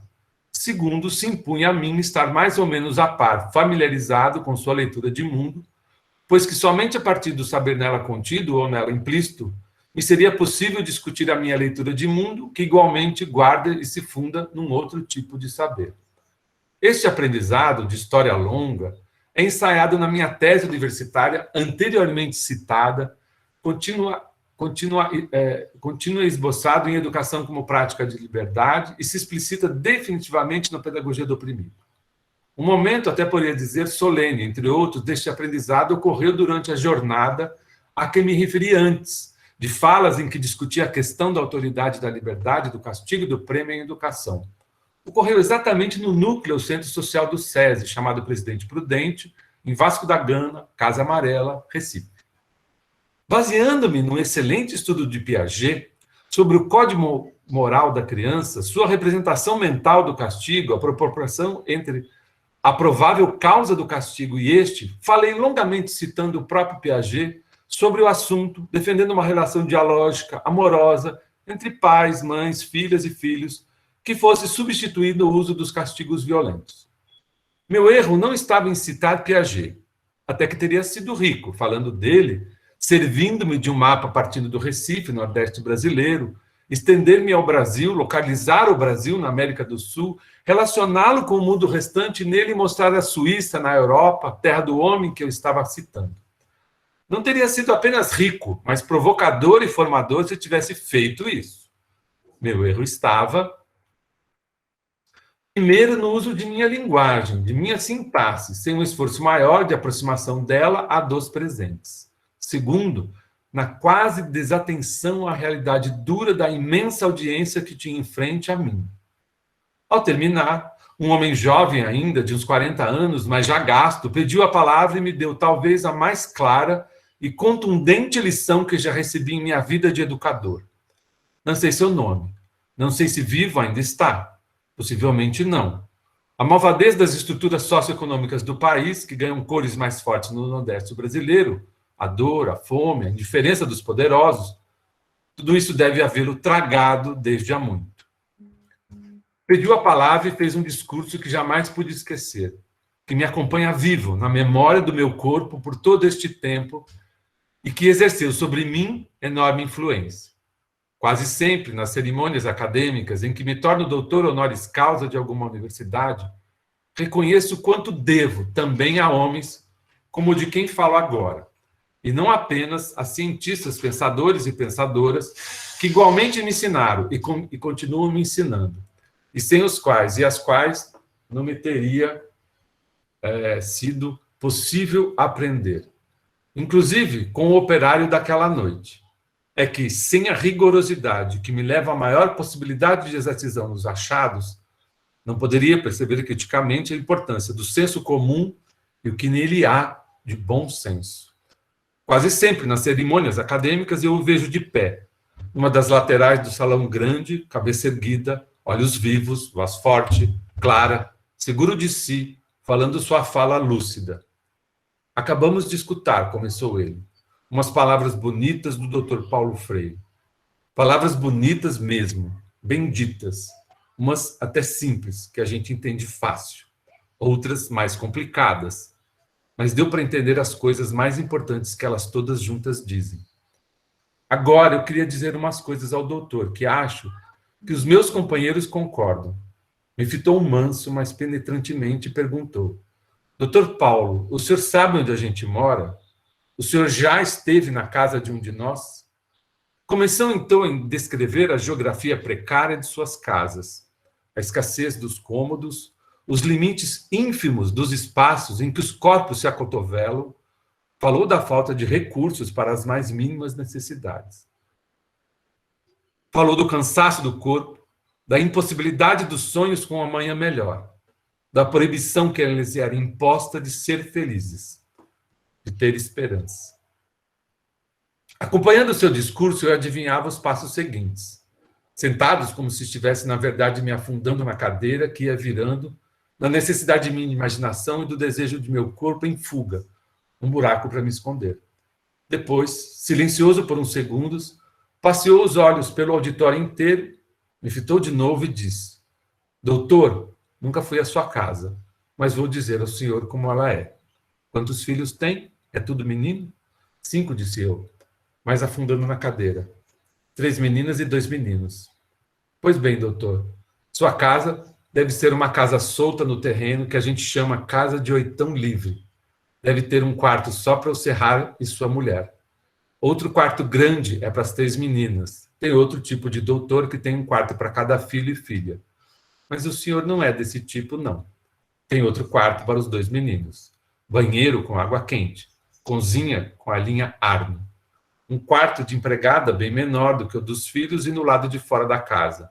Um jardinzinho com grama inglesa. O senhor deve ter ainda um quarto onde bota os livros. Sua livraria de estudo. Está se vendo por sua fala que o senhor é homem de muitas leituras, boa memória. Não havia nada a acrescentar nem a retirar. Aquela era a minha casa. Um mundo diferente, espaçoso, confortável. Agora veja, doutor, a diferença. O senhor chega em casa cansado.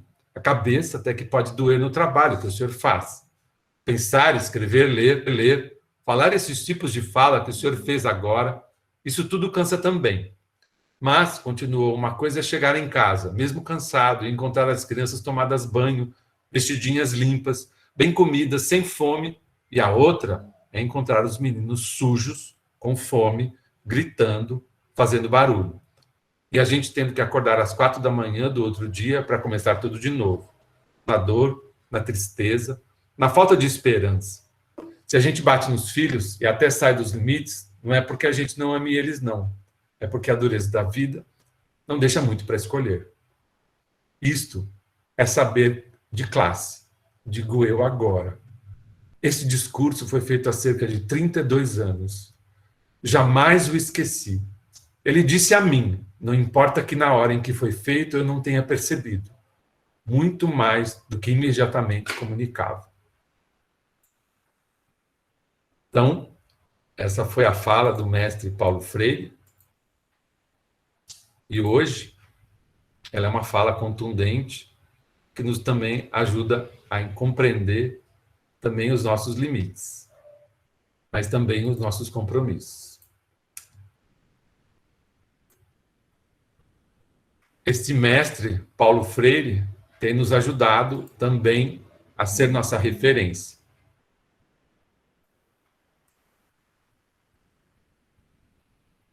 Nesse sentido, os diferentes modos, os diferentes gêneros discursivos que podem ser utilizados no contexto de produção narrativa potencializam sua própria utilização e também os diferentes sujeitos que, como contadores, narradores e ouvintes e leitores, ampliam seu universo compreensivo acerca da educação e dos sujeitos que as constituem.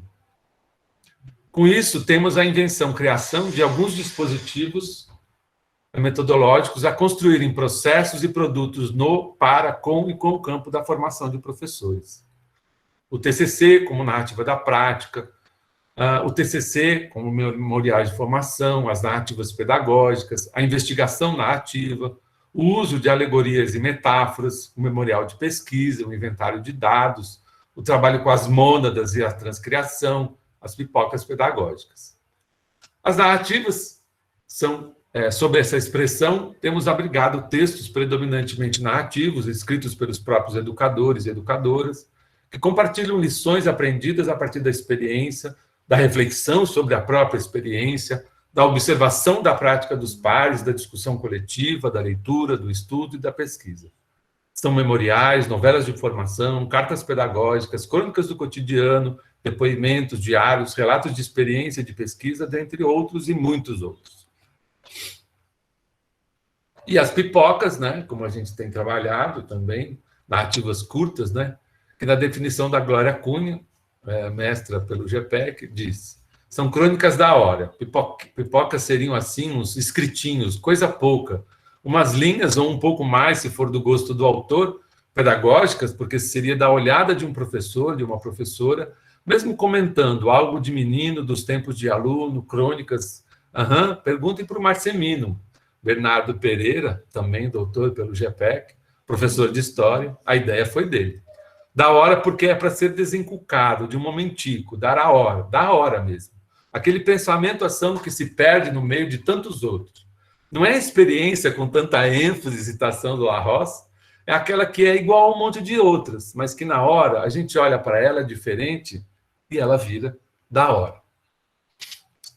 Para finalizar, e para a gente continuar a conversa com a professora, com a Admir e outros, com a Miriam. Miriam, né? Desculpa, professores, lapso. Comportamento. Não quero saber as coisas como se comportam. Quero inventar o comportamento para as coisas. E uma vez que a tarefa mais lídima da poesia é de equivocar os sentidos das palavras, não havendo nenhum descomportamento nisso, senão que alguma experiência linguística. Noto que às vezes sou desvirtuado a pássaros, que sou desvirtuado em árvores, que sou desvirtuado para pedras. E assim segue o poema. Mudo apenas o verbo e às vezes nem mudo. Mudo os substantivos e às vezes nem mudo. Se digo ainda que é mais feliz quem descobre o que não presta do que quem descobre ouro, penso que ainda assim não serei atingido pela bobagem. Apenas eu não tenho polimentos de ancião. Ali no Manuel de Barros, os ensaios fotográficos. Procurei ser breve, porque a ideia mesmo é a gente conversar, né? E poder ficar mais sabido na conversa aqui com todas e todos vocês. Obrigado, gente. Vamos conversar, que é bom demais. Muito obrigado, Guilherme. Acho que são duas contribuições, né, distintas, mas que têm muita relação, né, e mais especificamente na contribuição do Guilherme, acho que a gente vai percebendo,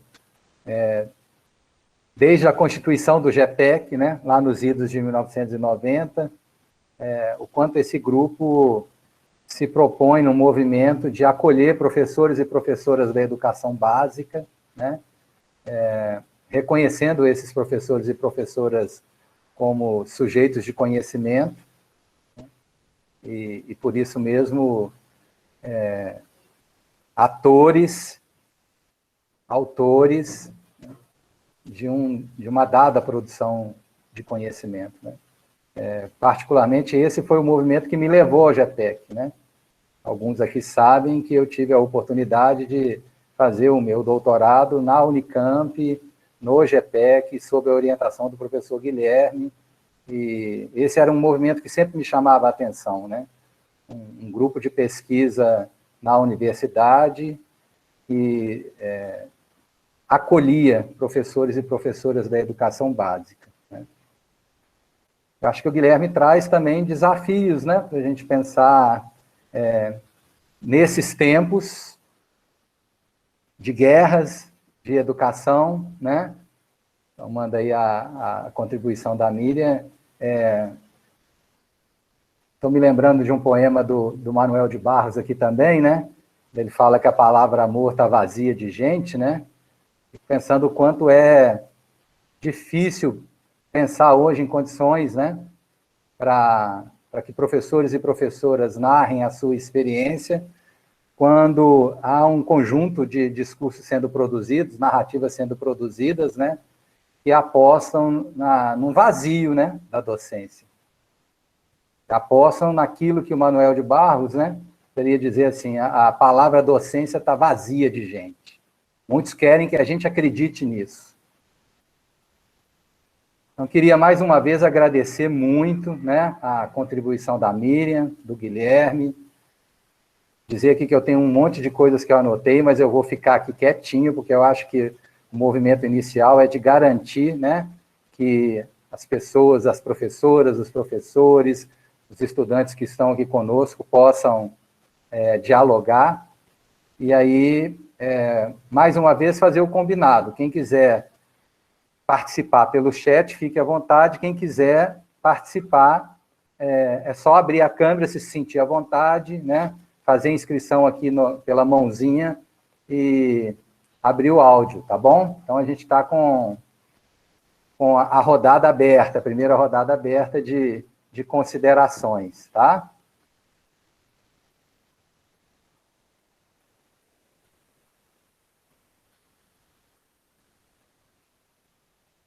Enquanto o pessoal vai se organizando, posso fazer um comentário? Claro, Miriam. Eu queria te agradecer, Guilherme, fiquei muito feliz de te ouvir, inclusive porque há uma aproximação mesmo, né, até diária, o grupo da Carolina, a saudosa Carolina, né, e que é uma referência para a gente, o grupo, né, não apenas ela, mas o grupo. Um comentário, assim, presente, que tem a ver com esse contexto que nós estamos vivendo e que também refere-se a essa constituição de narrativas e que eu vou colocar em diálogo com a apresentação do Guilherme. Tem sido para nós um desafio muito grande, e Admir e eu temos dialogado sobre isso na residência, e nós todos, professores de prática de ensino, temos vivido isso, trabalhar com prática de ensino, estágio supervisionado, obrigatório, na graduação, em ensino remoto emergencial. Se o ensino remoto emergencial é ele mesmo um desafio, o estágio é muito mais, porque são instituições com organizações diferentes, né, e, enfim, os estudantes vão fazer estágio, têm feito estágios remotamente, sendo que a gente sabe que na maior parte da vida deles, eles vão dar aula presencialmente. Então, tem sido algo complicado, né, para nós. Inspirada num texto da Gisela Tartucci e peraí que eu tenho que olhar o sobrenome da outra autora, que eu esqueci, da Nunes, que saiu num livro da Gabriela Moricone, organizado pela Gabriela Moricone. O livro se chama, peraí, quer ver? Ensinando Futuros Professores, Experiências Formativas Inspiradoras. Eu tenho proposto aos estudantes de prática de ensino, que fazem estágio, uma atividade semanal, no segundo semestre isso já está acontecendo, que é a redação de cadernos de campo. Mas não cadernos de campo apenas relacionados ao estágio, o que é a nossa formação, o que é a nossa proposta clássica, né? Assim, o uso do caderno de campo para observação da escola campo de estágio. Esse texto delas discute um projeto que foi realizado por uma professora chamada Berenice Bezerra, na Federal do Ceará, uma professora de antropologia no curso de pedagogia, e em que ela propôs, né, durante algum tempo, né, num projeto de pesquisa, que os estudantes desenvolvessem o estranhamento do familiar, realizando cadernos de campo das aulas dela, das salas de aula deles, e, num dado momento, das aulas dela, de antropologia, num curso de pedagogia. E tem sido, aí o que eu propus para os estudantes agora da história, né? Que eles façam um caderno de campo das aulas de prática 1, que é que eu tenho trabalhado com ela, e que articulem isso com as vivências que estão tendo na educação em outros campos, seja nos estágios, quando os estágios começam, seja nos cursinhos em que dão aula, na EJA, porque muitos deles não. E tem sido uma forma muito interessante de utilização das narrativas, porque há todo um estranhamento que já vem com o ensino remoto emergencial, mas que, depois de um ano de pandemia, já naturalizou-se, né? Então, eles começam a estranhar de novo aquilo que já estava ficando bem natural, e tem começado a fazer, efetivamente, comparações. Uma dificuldade enorme deles de entender uma proposta do caderno de campo, inicialmente, que não é a narrativa factual, cronológica e dissertativa do que aconteceu, mas daquilo que os afeta e que os faz sair do lugar de que o mundo da cultura é um mundo natural. Tem sido uma experiência muito interessante essa também, do ponto de vista metodológico, para mim como professora, né, porque eu tenho que reinventar a disciplina a partir do que eles escrevem semanalmente, tem coisas que eu preciso reorganizar, né, a partir do que vem ali, e para eles ao ir para o campo de estágio. E acho que é algo bem próximo, inclusive, de propostas que vocês têm na Unicamp, né? Eu não posso dizer que é da Unicamp, mas com certeza são de grupos parecidos com o nosso, né? Isso aí. E aí o que eu acho que assim, como a gente tem um pouco esse aporte, né, tanto da filosofia da história do Benjamin quanto da filosofia da linguagem do Bakhtin, esse lugar do trabalho narrativo, ele tem essa consideração importante, porque sempre uma coisa que eu acho que a gente nunca deixou de fazer isso. É sempre o sujeito que narra para uma comunidade. A comunidade na qual ele faz parte é a comunidade de estudantes que estão querendo ser professores. Então, como que ele narra para essa pequena comunidade dos próprios estudantes, na relação com a comunidade que ele está começando a compartilhar, e que os outros colegas também estão começando a compartilhar, que é dos professores das escolas, das professoras e professores das escolas. Então, nessa perspectiva, né, quando a gente se dá conta, né, de que um educador como Paulo Freire, ele, ao narrar, né, do seu próprio lugar, e que bakhtinianamente é a sua posição axiológica, mas dentro de uma perspectiva em que o outro é importante para compreender o lugar da profissão, mas também importante porque o outro são os estudantes das escolas, ele passa a constituir uma posição axiológica, uma posição ideológica, né, que conversa com as ideias do seu campo de formação, mas fundamentalmente com as tensões e com os conflitos vividos nessa cultura profissional, nessa cultura escolar, nessa cultura tão situada que é o estar na escola. E o que é interessante nessa perspectiva, Miriam? Porque isso também acontece no contexto pandêmico. Exatamente. Né? E nós estamos tendo o privilégio, eu, Guilherme, da disciplina prática de ensino, estar supervisionado, estou tendo o privilégio de, além de ocupar múltiplas posições, também sou coordenador da residência pedagógica, também tenho o privilégio de ver, né, como que cada área, né, às vezes, né, mais orientada pelo conteúdo, e outras orientada pela cultura, e outras orientada pelos sujeitos na cultura e nos conteúdos, o que isso é muito diferente, não é? Isso vai favorecendo, né, a compreensão do quanto a diversidade precisa estar inscrita nas palavras de cada estudante e como que isso na circulação tensiona os lugares. Então, nós estamos tendo o privilégio de, dado o contexto, você usou uma palavra ótima, né, que é o contexto remoto emergencial. É isso mesmo, a gente não pode abrir mão de entender que isso é emergencial, né? E, ainda que remoto, a gente abriu o flanco, né?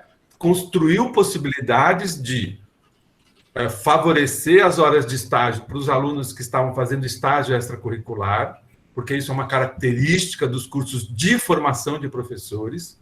Eles não têm emprego, são estudantes, entram na licenciatura, arrumam estágio extracurricular, como fala? Provisionado, né? Eles ganham, e isso é muito característico. A gente sabe disso, na Unicamp isso é forte, e não é diferente na UFMG, nas conversas que eu já tive com alguns alunos aí, quando eu estive aí. Então, essa é uma marca importante. Então, a gente começou também a catar esses estagiários extracurriculares, a trazer no campo da residência pedagógica a validação de que também podiam compor o estágio, mas também de construir possibilidades no ensino remoto, aonde ele estivesse acontecendo. Então, nós estamos fazendo estágio em Camaçari, na Bahia, e Major Vieira, em Santa Catarina, que estão realizando, em Camaçari, o primeiro semestre majoritariamente remoto, e em Major Vieira, híbrido. O contato e as narrativas que os nossos estudantes têm construído vão problematizando, na melhor uso da palavra, dentro de uma perspectiva freiriana, e construindo compreensões que favorecem, né, essa situacionalidade do contexto profissional, né, a compreensão desse... E, é claro, as tensões, os conflitos. Agora, o processo de narrar, né, nesse contexto, vai, de uma certa maneira, potencializando essas compreensões e, ao mesmo tempo, Miriam, como muito bem vocês fizeram no exercício, né, que você apresentou aqui, ampliando análises que não ficam só no contexto dicotômico de estar certo e estar errado, mas sim compreendendo nas situacionalidades as possibilidades, dado as condições concretas de trabalho educacional, mesmo em contexto remoto. Então, nós estamos terminando o semestre, então os alunos estão falando, professor, a gente tem que aprender a melhor conhecer a comunidade. Porque essa coisa de a gente chegar na escola, mesmo que remotamente, sem conhecer a comunidade, a gente não consegue construir práticas que favoreçam o ensino e, consequentemente, potencializam aprendizados. Quem falou isso para vocês? As professoras estão falando para a gente que a gente precisa aprender, que a gente precisa estudar. Onde que nós vamos estudar isso, professor? Então, mesmo no contexto remoto, e mesmo nós, professores, eu tenho certeza que você, Miriam, fazia isso, e o Admir e outros colegas, dessa coisa de conhecer a comunidade, não batia tão fortemente na cabeça dos alunos, porque não tocava o coração deles. E na hora que eles se dão conta disso, nós da universidade, ouvindo sensivelmente, precisamos levar isso na reconstrução dos nossos currículos, das nossas práticas de ensino, dos nossos processos formativos. Então, é bem isso, Miriam. Está sendo um desafio grande, mas sendo muito prazeroso, ainda que doa a morte de tanta gente. E os estudantes vejam isso nas famílias, em professoras que têm falecido por conta de terem voltado ao trabalho. Então, é muito contraditório, é muito conflituoso, tenso, mas há que se esperançar, porque aprendemos isso com o Paulo Freire, né? Mesmo no exílio, mesmo na dor do exílio, mesmo na dor da morte de muitos companheiros e companheiras dele, ele esperançou, e a gente precisa esperançar junto com os estudantes e com essa comunidade da qual fazemos parte, né?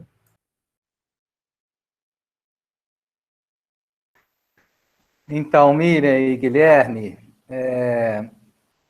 tem aqui duas contribuições da Lígia e da professora Ana Raquel, né, falando da relevância e da importância da contribuição de vocês, especificamente a Lígia destacando o trecho que você nos trouxe de Paulo Freire, né, e tem uma questão específica apresentada pelo professor Daniel Maldonado.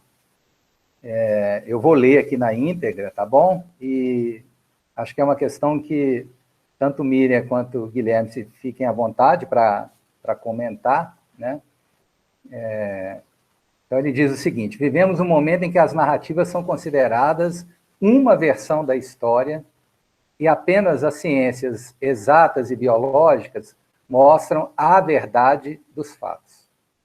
Como mostrar a rigorosidade das pesquisas em ciências humanas, inspiradas nas narrativas de professores, em um momento em que os negacionistas criam fatos irracionais da história para colocar em pauta a sua versão da realidade?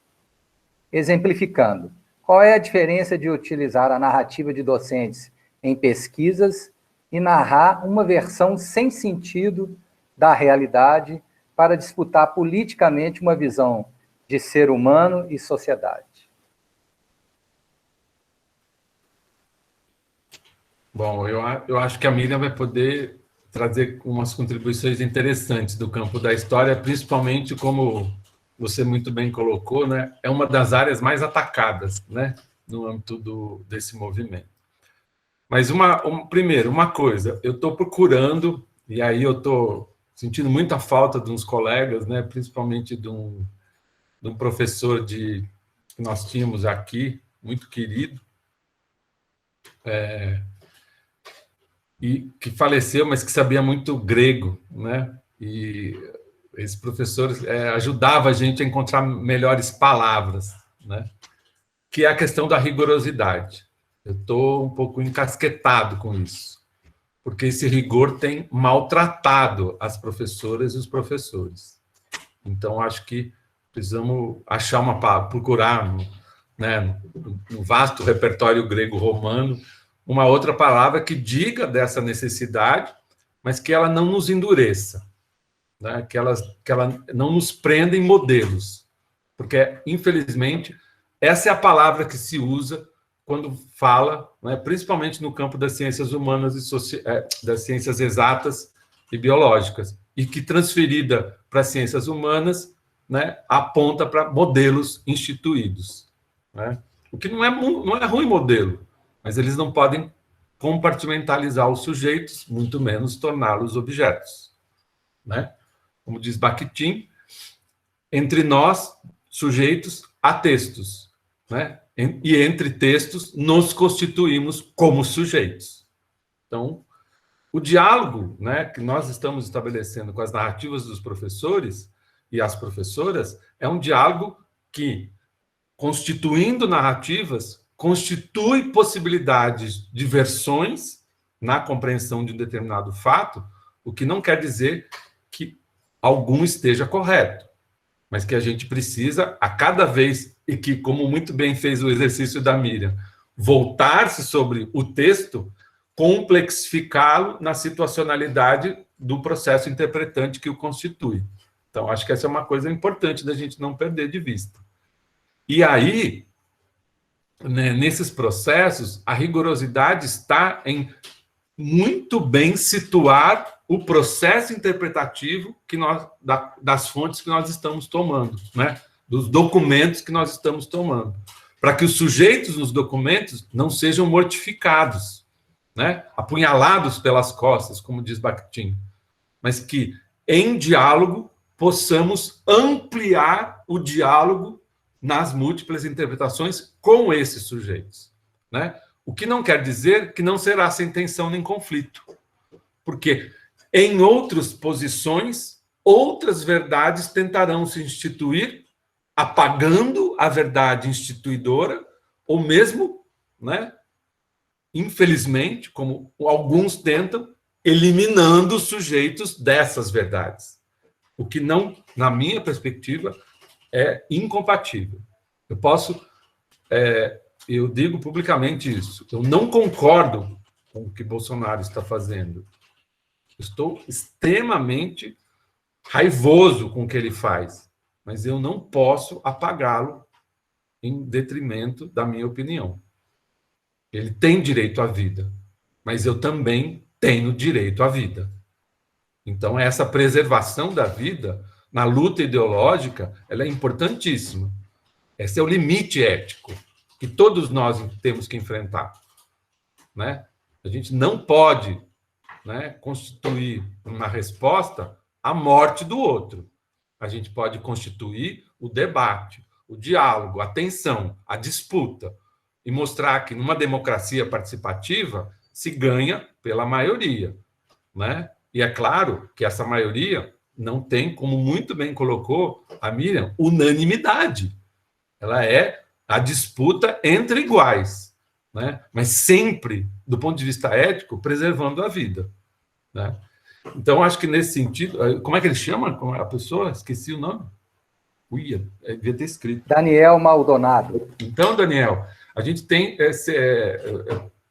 tentado construir dessa maneira, o que não é sem tensão, viu? Sem conflito. E aí os colegas da história têm nos ensinado o quanto que é importante, né, ampliar essas fontes, ampliar o diálogo, né, e essas versões concorrerem em disputa a partir de uma tomada de posição mais participativa, mais democrática, construidora, né, de espaços mais plurais e, consequentemente, tensionando, inclusive, a própria democracia nas diversidades que nela se constituem. Mas, do ponto de vista ético, sempre preservando a vida de qualquer lado, inclusive.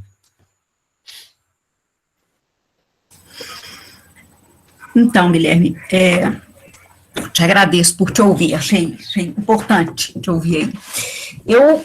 Daniel e José, eu vou tratar das duas questões ao mesmo tempo. Ótimo. Né? O Zé colocou ali no chat uma outra questão, que me pediu para falar um pouco mais sobre o papel das humanidades na formação dos professores, mais especificamente, formar professores que sejam capazes de ler, discutir, se posicionar frente à guerra política e educacional que atravessa a sua prática docente. Eu acho que são questões que se aproximam, embora não tratem do mesmo tema, e eu vou tratá-las conjuntamente a partir de dois aspectos. Primeira coisa que eu queria dizer é o seguinte, algo que para a gente tem sido muito duro e muito prejudicial nas ciências humanas, e especialmente na história, é essa concepção corrente, que é, na verdade, uma leitura não apenas radical, como algo equivocado do pós-modernismo, da pós-modernidade, de que tudo é versão. De que o conhecimento histórico, por exemplo, é um conjunto de versões igualmente válidas e legítimas. Uma coisa é dizer que cada sujeito interpreta um texto ou a realidade à sua maneira, e, portanto, cada um constrói a sua versão da realidade. Outra coisa é dizer que o conhecimento histórico é um conjunto de versões igualmente legítimas, independente de qualquer coisa. O conhecimento histórico, e aí eu falo não das humanidades, mas eu falar da minha área de conhecimento, né, que é a história. O conhecimento histórico é um conhecimento científico, e produzido segundo métodos e conceitos, né, segundo teorias e metodologias que lhe dão base. Então, há uma epistemologia da história, não é tudo que se diz sobre o passado, né, um dos nossos clássicos na história, que é o Marc Bloch, um dos fundadores, né, da Escola dos Annales, dizia, um dos livros mais famosos dele, na verdade, no mais famoso, né, que é o Apologia da História, Ofício Historiador, que dizer que a história é uma ciência do passado é uma aberração. O passado, ele mesmo, não tem sentido. Né? Então, dizer que qualquer narrativa sobre o passado, qualquer versão sobre o passado é história, é um equívoco. É um equívoco por princípio, porque a história não é a narrativa dos fatos. Ela é uma interpretação, uma construção sobre fatos relacionados à ação humana no tempo, que a gente interpreta a partir de vestígios, que são documentos, mas que a gente interpreta a partir de questões do presente. Portanto, completamente marcados pela subjetividade e pelo tempo no qual é produzido, como qualquer conhecimento científico, aliás, né? Então, a história das ciências está aí, não nos deixa mentir, mas que tem que ter coerência interna. Não é qualquer versão que é história. Isso é fundamental. Então, não é qualquer versão que é história. Eu diria que essa é uma das principais contribuições que nós precisamos dar aos nossos estudantes, volto a dizer, não nas humanidades apenas, mas nas humanidades como um todo, mas estou falando do ponto de vista da história. Essa é uma das principais contribuições que a gente tem para dar na alfabetização histórica, na educação básica, né? Porque aí eu estou chamando de alfabetização histórica não apenas os primeiros anos, mas a educação básica como um todo. Porque é isso, é aprender a ler o mundo historicamente a partir dessa lógica da produção do conhecimento. É conhecimento produzido, mas o fato de ser conhecimento produzido não o diminui, nem o transforma em qualquer coisa. Né? Então, a gente não fala do passado tal como ele foi. E isso não é ruim em si. Isso é só operação científica. Isso é tão operação científica quanto nas ciências naturais, quanto nas ciências exatas. Então, eu acho que isso é um pulo do gato que a gente precisa operar com ele.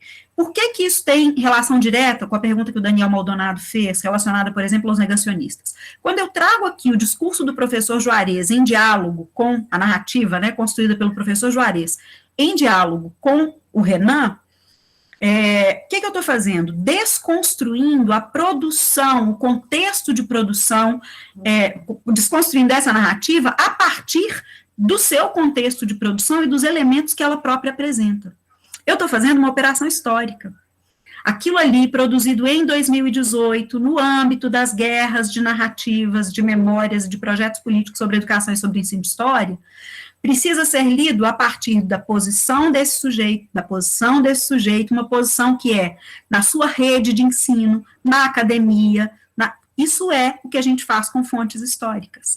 Então, desnaturalizar o mundo da cultura, localizá-lo no seu tempo e espaço, eu acho que é um fundamento importantíssimo e uma contribuição que eu acho que é das mais válidas para a história e as humanidades, e aí nós podemos pensar, né, nas humanidades de maneira geral, a sociologia vai fazer isso de outra forma, a filosofia de outra, e a geografia de outra, porque os objetos e os procedimentos, objetos de conhecimento e os procedimentos de pesquisa são diferentes, mas é isso, cada um a seu modo vai tentar desnaturalizar o mundo da cultura. E desnaturalizando o mundo da cultura, compreender por que é que esse mundo da cultura se apresenta assim, num dado tempo, num dado espaço, né, numa dada configuração temporal e espacial, e, inclusive, como é que ela é lida no presente. Porque falar do presente, por exemplo, em história, não é falar só do que nos ocorre em termos factuais presentemente, mas de como é que a gente mobiliza, que usos nós fazemos do passado no presente, em função dos nossos interesses e dos jogos políticos que hoje estão em curso. Então, eu acho que essas questões estão todas imbricadas de formas diferentes no papel da história e das humanidades na educação básica. E, por exemplo, na desconstrução dos negacionismos contemporâneos. Uma coisa é eu dizer que a história é interpretação, não versão. Versão deslegitima a operação de construção do conhecimento. Versão legitima qualquer narrativa. Então, história não é versão. História é a narrativa histórica é interpretação de um determinado fenômeno no tempo. Fenômeno relacionado à ação humana no tempo. Fazer essa operação não pode implicar dizer que o óbvio não existiu. Porque o que é o negacionismo? O que a gente chama de negacionismo hoje, né? Negacionismo foi uma expressão, desculpem, já vi que está acabando ali, mas só para concluir. Isso que é uma expressão hoje que está tão comum para nós, né? Na história, na historiografia, que é o conjunto de interpretações históricas que compõem a própria ciência, né? A expressão negacionismo surgiu após a Segunda Guerra Mundial, porque um grupo de historiadores europeus começou a negar o Holocausto. Vejam, havia uma negação de um dado, mais de 6 milhões de pessoas foram executadas em campos de concentração, o Estado, né, os estados ocupados pelo nazifascismo tinham um projeto de eliminação Então, isso foi negado em narrativas historiográficas. Isso é uma aberração do ponto de vista da produção do conhecimento, porque há uma negação de fatos. Não é possível conceber isso como a construção de um conhecimento legítimo. Não é possível, porque se você recorta as suas fontes a ponto de negar a realidade, o que você está tentando fazer é beneficiar-se no presente em termos políticos. Não é ética, não há ética profissional nesse caso. Então, negacionismo, para nós na historiografia, surgiu aí. Isso que a gente hoje está chamando de negacionismo não é só na historiografia, é socialmente, né, politicamente, a gente vê os usos disso de maneira muito clara no Brasil para para benefícios políticos imediatos. O Marcos Napolitano tem uma definição hoje que eu gosto muito, ele vai dizer, olha, existe um revisionismo na produção do conhecimento histórico, na produção de conhecimento, de maneira geral, que é não apenas bem-vinda, como necessária. Toda produção de conhecimento, em qualquer campo da ciência, é revisionista, em termos epistemológicos. A gente revê aquilo que já foi dado como fato, a gente revê aquilo que já foi dado como interpretação hegemônica, a mais válida, a partir de quê? No caso da história, a partir de novas perguntas que o presente traz, de novas fontes que a gente descobre, novos documentos, novos vestígios, né? E de novas possibilidades conceituais de interpretação dessas fontes a partir desses problemas. Então, o revisionismo epistemológico, ele compõe a produção do conhecimento científico. Ele é muito bem-vindo. O que não é bem-vindo é a intervenção do revisionismo ideológico na produção do conhecimento científico. O que não significa que nós não sejamos sujeitos com lugar político, de jeito nenhum. Mas o meu lugar político não pode me roubar a ética profissional de tomar a parte pelo todo. Ou de recortar a parte tão pequenininha que eu queira dizer que essa parte é o todo. Eu até posso recortar a parte bem pequenininha, mas eu tenho que deixar claro que ela é parte e que ela é pequenininha. Né? Então, eu tenho que deixar claros quais foram os meus procedimentos de recorte, de fontes, de período, de espaço, de sujeitos, né, de fenômenos, a ponto de que o leitor consiga compreender que parte é aquela sobre a qual eu falo. E aí, sim, eu não promovo negacionismos. Essa que é a grande questão, né? O negacionismo, o revisionismo ideológico, no limite, vira o negacionismo. É a negação de dados da realidade. Então, ensinar os sujeitos a pensar historicamente ou a desconstruir o mundo da cultura é ensiná-los a não aceitar os negacionismos. Essa é a grande questão. E isso pode ser feito, no caso da história, a partir de qualquer tempo histórico. Porque a questão é a operação metodológica que se ensina. Né? Não se ensina o fato, ensina-se a operação metodológica. Acho que era isso, né? Assim, as duas eu acho que dá para responder dessa forma, assim. Obrigado, Miriam. Na verdade, eu acho que você também contemplou uma questão da professora Lígia, que tinha justamente relação com essa ideia das diferentes versões, né? Então, você acabou tratando dessa dimensão também aí na sua contribuição, né?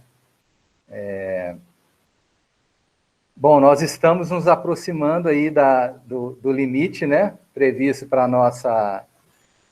nossa mesa. Eu não estou identificando aqui mais nenhuma questão ou contribuição no chat. Então, eu gostaria de passar, então, para a Miriam e para o Guilherme, para que eles façam as considerações finais, né? E depois, no final, eu gostaria de fazer alguns lembretes, né, da nossa organização para amanhã, tá bom?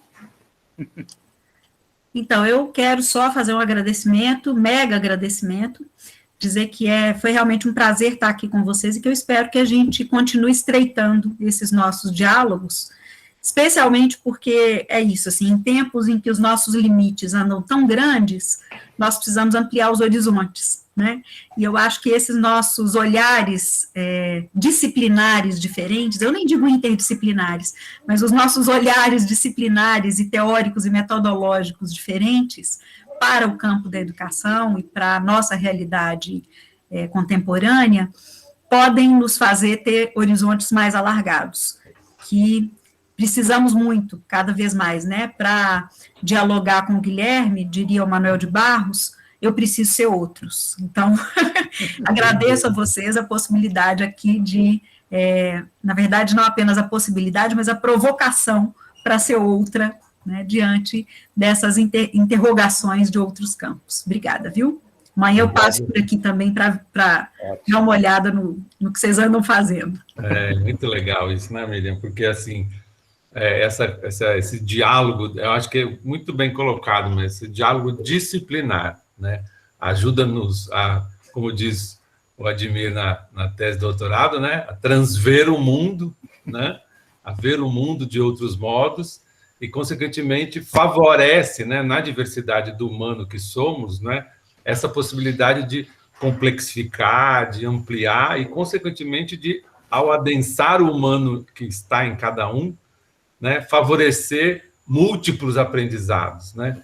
Então, acho que é esse exercício que nós fazemos aqui, né, e quantas vezes isso é importante, acho que tem construído a possibilidade de muitas professoras e professores a não ficarem fechadas na sua disciplina, mas de, no trabalho coletivo, né, numa narrativa compartilhada, construir aprendizados que favorecem, né, essa construção da criticidade, consequentemente, de uma democracia participativa que não se almeja futuramente na escola, né, mas se constitui no trabalho coletivo e compartilhado que tão bem a gente tem feito, né, principalmente em parcerias como essa, né, tanto da história com a educação física, que para mim é um privilégio também ter isso aqui na Unicamp, né? A gente tem um grupo bastante interessante na residência pedagógica no PIBID, que a gente tem construído essas parcerias que favorecem muito essa ampliação e, consequentemente, aí sim, né, entrarmos na luta, né, por uma sociedade democrática, né, em igualdade de direitos, mas em diversidade de posições. Eu acho que isso que a gente precisa exercitar, né? Eu acho que isso é muito importante, é muito legal a gente ter essa oportunidade em lugares como esse. Muito obrigado pela oportunidade a todas e todos, viu? Valeu, Admir. Nós é que agradecemos, Guilherme, Miriam. Desde o início, né, do processo de planejamento dos seminários, a nossa aposta era justamente nesse movimento de uma aproximação, de um diálogo, e como bem a Miriam disse, né, não necessariamente de natureza interdisciplinar, mas pode ser sim de natureza disciplinar, né, e apostando nessa possibilidade do diálogo, da escuta, né, e da compreensão e da interpretação para adensar o movimento que cada área, que cada campo vem fazendo, né, e sobretudo, né, voltada para a perspectiva da formação docente. Então, acho que a gente aqui hoje, nesse momento, né, tivemos a oportunidade, eu particularmente vejo, né, o quanto nós podemos radicalizar, né, a perspectiva da universidade, né, estou lembrando aqui do comentário do Paulo, né, do professor Paulo Festenseifer na conferência de abertura, né, do quanto a universidade também tem se constituído num espaço que nos convida para o isolamento, né. Então, ele fez, Miriam, um comentário dizendo que se houvesse uma porta de ligação da rua para o departamento e para a rua de novo, né, nós não viveríamos a universidade. Eu acho que o movimento que a gente está fazendo aqui, como disse Meili também, Zé Ângelo, é de resistência e de constituição e reconstituição de vínculos, né, entre áreas de conhecimento, mas, sobretudo, entre sujeitos, para que a gente possa resistir, né, e enfrentar, né, a nossa maneira esse momento tão obscuro que a gente está vivendo. Então, eu queria agradecer novamente, né, acho que a gente está chegando aqui em BH numa noite de sexta-feira fria, né, mas com o desejo, né, de acordar amanhã bem cedo, né, para continuarmos participando, né, das atividades que estão previstas. Eu queria fazer um convite para quem se sentir à vontade, ligar a câmera, né? A gente tem feito aí uma captura de tela a partir de quem permite, né, para os nossos registros dos nossos 2 grupos, né, os grupos estão presentes na rede, né, o seminário está presente na rede. Para nós também isso é muito importante, né, de ver vocês aí. E lembrar a vocês o seguinte, que amanhã a gente tem a continuidade, né, do segundo dia do evento, às 8 da manhã, uma mesa, a segunda mesa, que tem como tema a educação física e formação de professores e professoras na produção de conhecimento. É uma mesa que vai contar com a participação, né, da mediação do professor Zé Ângelo Gariglio e professores e professoras da educação básica, vinculados aos programas de pós-graduação, né, stricto sensu, da Faculdade de Educação, né, dos mestrados profissionais, do mestrado profissional da Faculdade de Educação, do mestrado acadêmico da Faculdade de Educação, do mestrado profissional em rede da Educação Física. Então, a ideia é de escutar um pouco cada uma dessas professoras e professores. Várias estão aqui, estou vendo a Gina, né, Giovana, Fábio, né, estão aqui conosco. E, na sequência, nós teremos os minicursos. São 4 minicursos a partir de 10h30, né? Nós fizemos hoje um movimento de garantir a inscrição de vocês, aqueles que não haviam feito inscrição, optado por um deles, né?